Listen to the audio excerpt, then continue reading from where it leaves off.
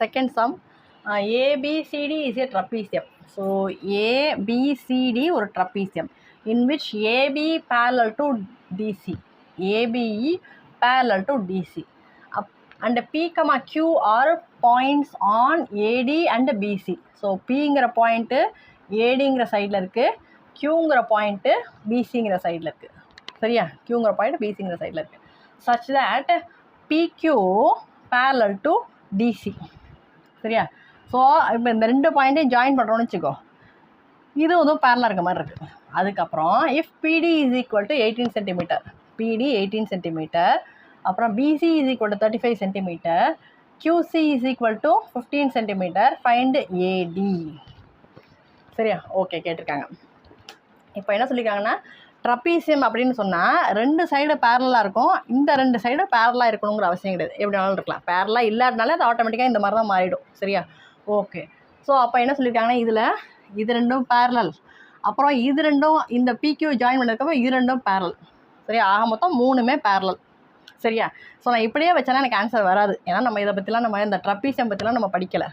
ஆனால் நம்ம ட்ரையாங்கிள் பற்றி படிச்சிருக்கோம், அப்படி தானே படிச்சுட்டு வரோம். ஸோ அதோட சிமிலாரிட்டி யூஸ் பண்ணி தான் நம்ம நிறைய விஷயம் ப்ரூவ் பண்ணிட்டு வரோம். சரி, அப்போ நான் என்ன பண்ணுறேன்னா, இந்த ட்ரப்பீசியத்தை ட்ரையாங்கிள் வர மாதிரி நான் லைன்ஸ் போடுறேன். என்ன பண்ணுறேன்னு சொன்னால், கரெக்டாக இங்கே ஸ்ட்ரைட்டாக பர்பண்டிகுலராக ஒரு லைன் போடுறேன்.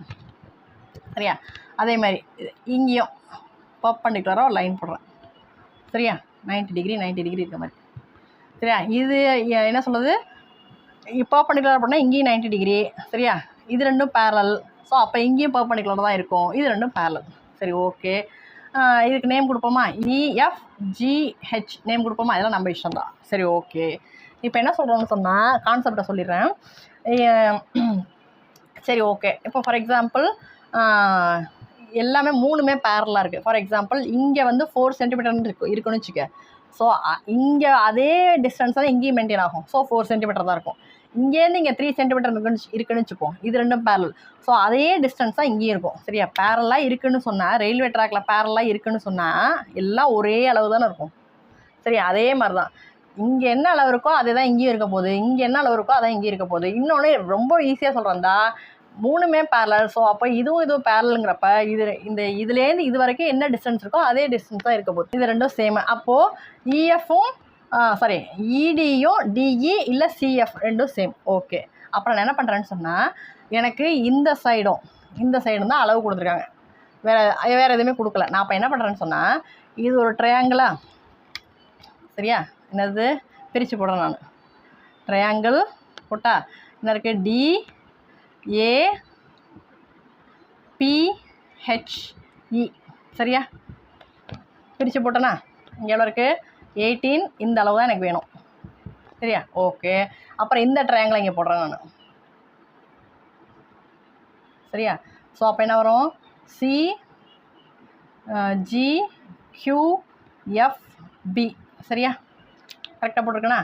ஸோ DPAHE அப்புறம் CGF CQB. ஓகேவா? ஸோ இங்கே அளவு என்ன இருக்குது, 15 சென்டிமீட்டர், இங்கே 35 சென்டிமீட்டர். சரியா? ஓகே. அப்புறம் என்ன பண்ண போகிறேன்னு சொன்னால், இது வந்து நம்ம படிச்சிருக்கோம். இது என்னது, இது ரெண்டும் பேரல் அப்படின்னு சொன்னால் பேசிக் ப்ரொபோர்ஷனாலிட்டி தியரம் படி இந்த ரெண்டு பார்ட்டோட ரேஷியோ இஸ் ஈக்குவல் டு இந்த ரெண்டு பார்ட்டு. ஓகேவா? அடுத்தது அதே மாதிரி தான் இது பேரலல்னு சொல்லியாச்சுல்ல. அப்போ இந்த ட்ரையாங்கிளை பொறுத்த வரைக்கும் இந்த ரெண்டு பார்ட்டோட ரேஷியோ இஸ் ஈக்குவல் டு இந்த ரெண்டு பார்ட்டு. ஓகேவா? ஸோ நாங்கள் இப்போ தான் நம்ம சொன்னோம் இது ரெண்டும் சேம்னு சொல்லிட்டோம்ல. ஸோ அப்போ இது ரெண்டும் சேம்னு சொன்னால் இதோட ரெண்டு ஆன்சரும் சேமாக தானே இருக்கும். கரெக்டு தானே? இது ரெண்டும் சேம்னு சொன்னால் இதோட ஆன்சர் இது, இதோட ஆன்சர் இது. அப்போ அது ரெண்டும் சேமாக தானே இருக்கும். ஸோ அப்போ மொத்தம் ரிலேட் பண்ணி என்ன பண்ணுவேன்னு சொன்னால் எனக்கு தேவையான இந்த ஏடியை கண்டுபிடிப்பேன். சரியா? இப்போ நான் சொன்னதை எழுதுகிறேன். சரியா? ஓகே. அப்போது நான் இங்கே லைன் போட்டேன்னே, என்ன போட்டேன், DECF அதை எழுதுவோம். சரியா? Draw DECF perpendicular to, so perpendicular to AB. சரியா? போட்டாச்சு. ஸோ சின்ஸ் என்னது, AB parallel to PQ parallel to DC மூணுமே ஏபி பிக்யூ டிசி மூணுமே பேரலாக இருக்கிற வாசி சரியா. So DE is equal to CF. கரெக்டா? ரெண்டுமே சேம் சரியா. ஓகே, அப்புறம் என்ன பண்ணுறேன்னு சொன்னால் இந்த 2 ட்ரையாங்கிள் எடுப்போம் சரியா. இன் ட்ரையாங்கிள் இந்த ட்ரையாங்கிள் எடுக்கிறேன்னு வச்சுக்கோ. இன் ட்ரையாங்கிள் என்ன இருக்குது?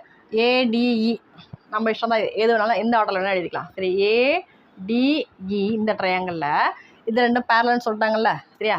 சின்ஸ் அது கூட வேண்டாம், முன்னாடியே சொல்லியாச்சுல. பை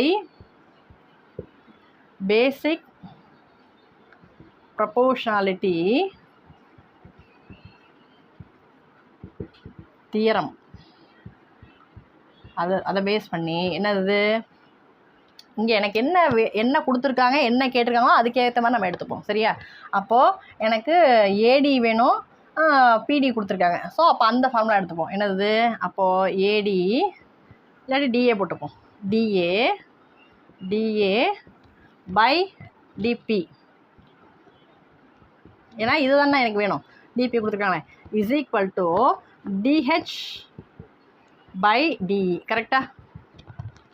சரி ஓகே, அந்த மெஷர்மெண்ட்டை உள்ளே போடுவோமா? என்ன வரும்? டிஏ தெரியாது சரியா, அதான் கண்டுபிடிக்கணும் நான். ஸோ டிஏ பை டிபி எவ்வளோ இருக்குது? 18 is equal to DH by DE சரியா. இது ஈக்குவேஷன் 1ன்னு வச்சுப்போம் சரியா. அடுத்து இந்த ட்ரையாங்கிள் சரியா. இதில் என்ன இருக்குது? இது 2 பேரலல்னு சொல்லியாச்சு. ஸோ இதுக்கும் பேசிக் ப்ரொபோர்ஷனாலிட்டி தியரம் அப்ளை பண்ணுறேன். என்ன வரும்? ஸோ இன் ட்ரையாங்கிள் என்ன இருக்குது? ஏடிஇ போட்ட மாதிரி எஃப்சிபி இல்லை பிசிஎஃப் நம்ம இஷ்டம் தான் சரியா. ஸோ பிசிஎஃப் ஓகேவா. அதில் பை பேசிக் ப்ரொபோர்ஷனாலிட்டி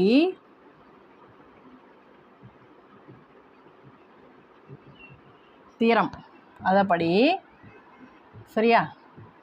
என்னது? சிபி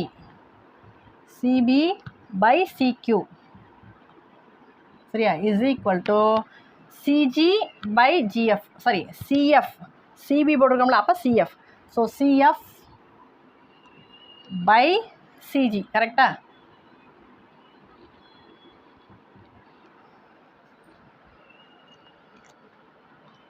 அப்போ இங்கே DA by DB is equal to அதே ஆர்டரில் இருந்தோம். டிஇ பை டிஹெச் சரியா. ஸோ டிஇ பை டிஹெச் அதேமாதிரி டிஇ பை டிஹெச் சரியா. ஓகே, அதே மாதிரி இங்கே சிஎஃப் பை சிஜி போட்டாச்சா. ஸோ இப்போ தான் நம்ம சொன்னோம் இது 2 சேம். ஸோ அதை பேஸ் பண்ணி இந்த லைனை பேஸ் பண்ணி வந்தால் அது 2 ரேஷியோவும் நான் தான் சொன்னேன்.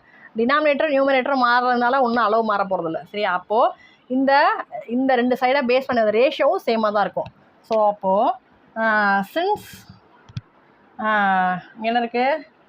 DE is equal to CF இருக்கிறதுனால சரியா. இந்த இருக்குல்ல, இது ஈக்குவேஷன் 2ன்னு வச்சுப்போம் சரியா. ஸோ அப்போது DE by dh is equal to cf by cg. கரெக்டா?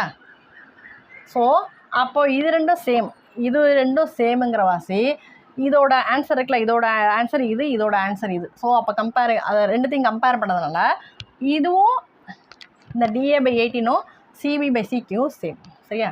So by comparing equation 1 and 2 என்னது? DA by 18 is equal to இங்கே என்ன இருக்குது? ஆக்சுவலாக இங்கே மெஷர்மெண்ட் அப்ளை பண்ணுறோமா? இங்கே என்ன இருக்குது? சிபி என்ன இருக்குது? சிபி சரியா. சிபி எழுதிடுவோமா? சிபினா ஃபுல்லாக சரியா. சிபி எவ்வளோ இருக்குது? 35 + 15 போட்டால் எவ்வளோ வரும் எனக்கு?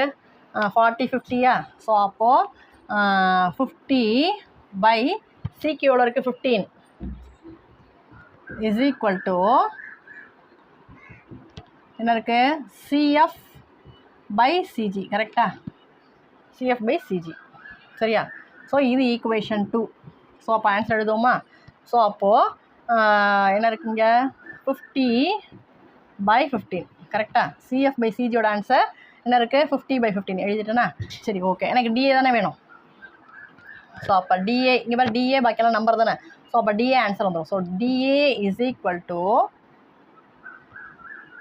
என்ன வரும்? 50/15. இந்த 18 இந்த பக்கம் போகும்போது மல்டிப்ளிகேஷனில் மேலே போயிடும். 3 டேபிள் அடிப்போமா? ஸோ அப்போ என்ன வரும்? 5 3s are 15, 6 3s are 18. இது ரெண்டுத்தையும் 5 டேபிள் அடிப்போமா? ஸோ இதெல்லாம் உங்களுக்கு தெரிஞ்சது, அதனால தான் கொஞ்சம் ஃபாஸ்ட்டாக போகிறேன். ஸோ 1 5s are 5, இங்கே 10 5s are 50. திரும்ப நான் சொல்கிறேன், இங்கே இந்த 18 வந்து இங்கே டினாமினேட்டரில் டிவிஷனில் இருக்குது. இந்த பக்கம் போகும்போது மல்டிப்ளிகேஷன் நியூமரேட்டரில் போயிட்டு. சரியா? ஓகே. அதுக்கப்புறம் என்ன பண்ணுறீங்கன்னா 15 18 கீழே ஒரு நம்பர் மேலே ஒரு நம்பர் எடுக்கணும். ஒரே டேபிள் அடிக்கணும். ஃபஸ்ட்டு கீழே அடிக்கணும், அப்புறம் மேலே அடிக்கணும். அப்போ 5 3s are 15, இங்கே 6 3s are 18. திரும்ப 5ஐயும் 50ஐயும் எடுக்கிறேன். சரியா? ரெண்டும் 5 டேபிளில் வருது. So 5 1s are 5, 5 10s are 50. சரியா? ஸோ கரெக்டாக? அப்போ 10/1 10, 10 × 60 60. சரி, 10 × 6 60. சரியா? கரெக்டாக போட்டிருக்கேண்ணா? So 60 centimetre. ஸோ எனக்கு தேவையான ஆன்சர் வந்துருச்சா? அவ்வளோதான். ஸோ இந்த எக்ஸசைஸ் ஃபுல்லாகவே இப்படி தான் இருக்கும். சரி, அவங்க கொடுத்துருக்காங்கன்னா எப்படியாவது ட்ரையாங்கிள் ஃபார்ம் பண்ணி பேசிக் ப்ரொபோர்ஷனாலிட்டி தியரமோ இல்லை ஆங்கிள் பைசெக்டர் தியரமோ அப்ளை பண்ணி நம்ம ஆன்சர் கண்டுபிடிக்கிற மாதிரி தான் இருக்கும். அவ்வளோதான். இப்படி தான் இருக்கும். சரியா? ஆக்சுவலாக நீங்கள் எக்ஸாமில் இது மட்டும் வரைஞ்சா போதும், இதெல்லாம் தேவையில்லை. புரியணுங்கிறதுக்காக அது போட்டிருக்கேன். சரியா? இது போட்டாலும் யாரும் ஒன்றும் சொல்ல மாட்டாங்க, மார்க்கெலாம் ஒன்றும் குறைக்க போகிறது. சரியா?